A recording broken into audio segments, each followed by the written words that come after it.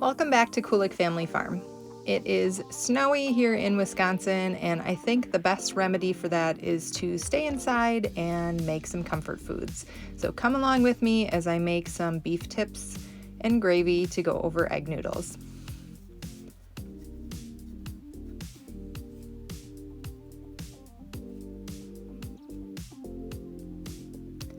I will give you a little disclaimer here.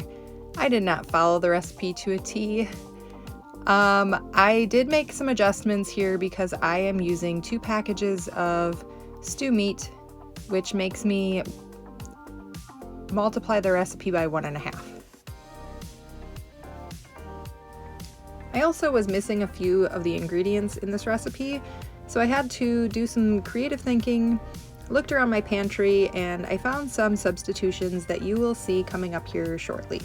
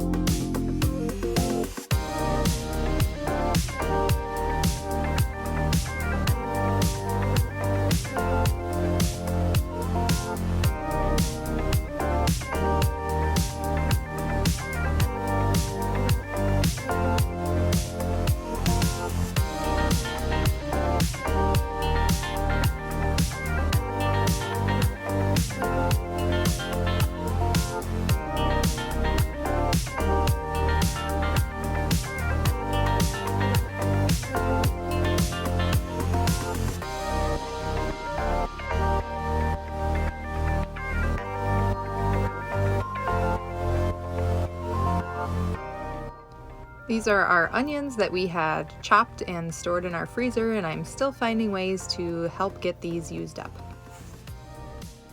And now my little helper and I are making the slurry for our gravy mixture, which is just cold water mixed with cornstarch.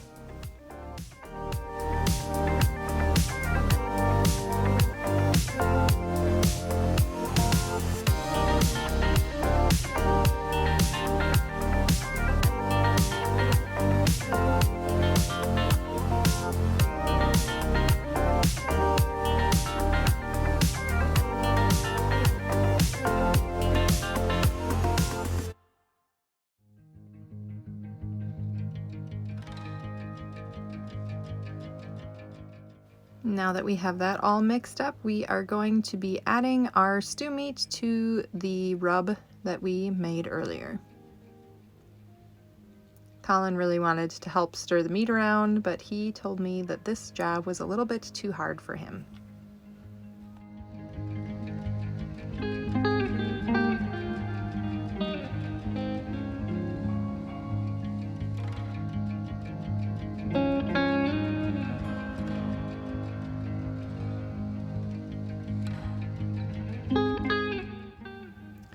Next, we're just adding the flour in, and Colin has decided that he's going to karate chop the measuring spoon instead of helping me to dump it in.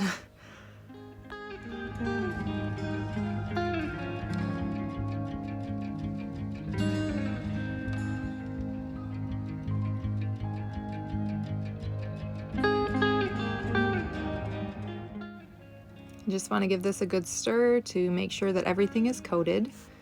Colin is sniffing the meat and telling me that it smells good. I'm just trying to pull the bowl away so he isn't touching anything.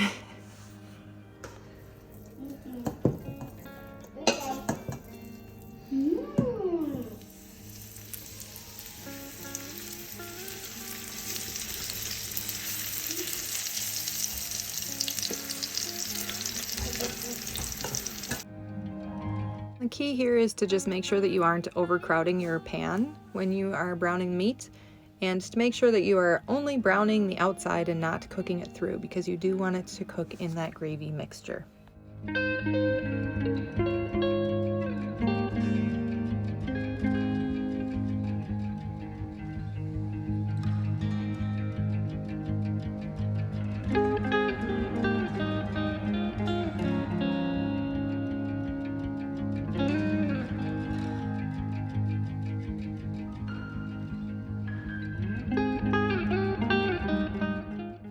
Next, I'm adding some of that gravy liquid, and I'm deglazing my pan here.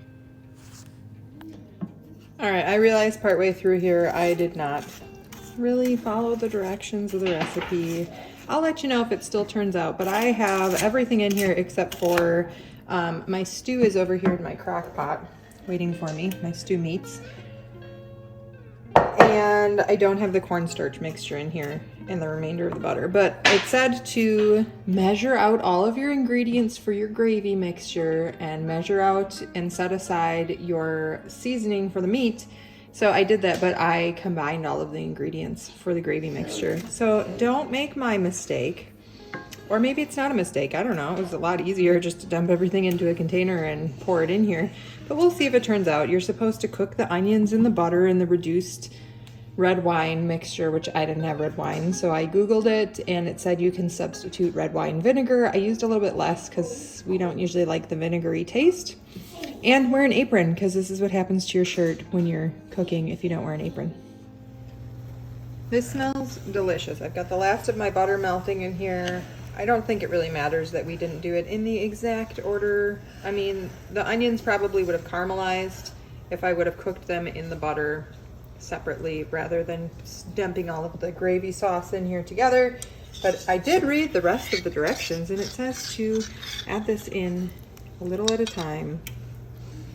This is the cornstarch and water mixture. You could use arrowroot powder if you don't have cornstarch, which is what I'm going to be using here shortly because we are almost out of cornstarch. And then you're supposed to cook it until it's the desired consistency. I'm opting to put this in the crock pot because it's a lot easier.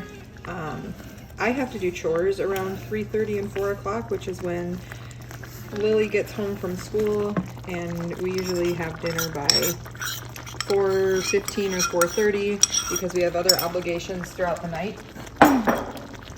So I like to have dinner cooked and ready right away in the morning. I'm still in my pajamas, as I'm sure you've seen, because then I don't have to think about it. It's done for the day and it's off of my list of things to do. This is coming together beautifully.